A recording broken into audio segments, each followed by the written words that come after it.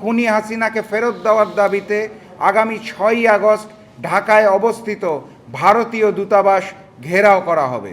জুলাই গণ অভ্যুত্থান স্মরণে আগামীর বাংলাদেশ গড়ার লক্ষ্যে জাগবার কর্মসূচি ঘোষণা করছি।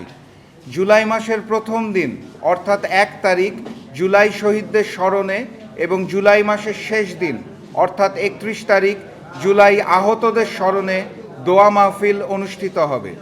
জুলাই মাসের বাকি 29 দিন ভারতীয় আগ্রাসনের বিরুদ্ধে গণহত্যার দায়ে ফ্যাসিস্ট শেখ হাসিনা ও তার দোসরদের বিচার এবং সন্ত্রাসী সংগঠন আওয়ামী লীগের বিচারের দাবিতে 8টি বিভাগীয় শহর এবং জাগপার 20টি সাংগঠনিক জেলায় গণসংযোগ ও লিফলেট বিতরণের মাধ্যমে গণসচেতনতা সৃষ্টি করা হবে।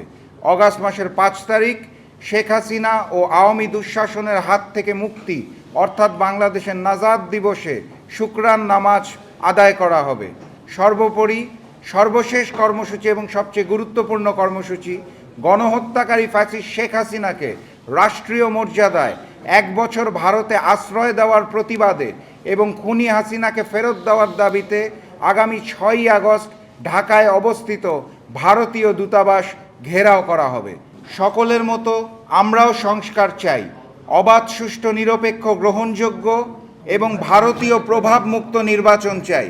একই সাথে বিচার এবং ভিনদেশি প্রভুর হাত থেকে মুক্তি চাই, নাজাত চাই। আর তাই আমরা স্পষ্ট ভাষায় জাগপার 3টি দাবি উত্থাপন করছি। 1.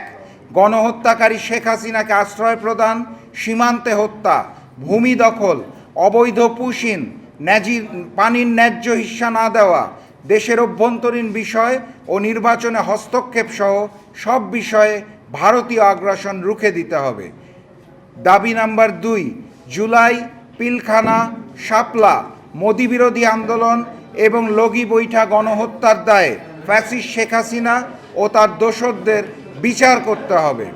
জাগপার 3য় দাবি গুম, খুন, হামলা, মামলা, লুটেরা, অর্থ পাচারকারী ও অপরাজনীতির অশুভ শক্তি, সন্ত্রাসী সংগঠন আওয়ামী লীগের বিচার করতে হবে।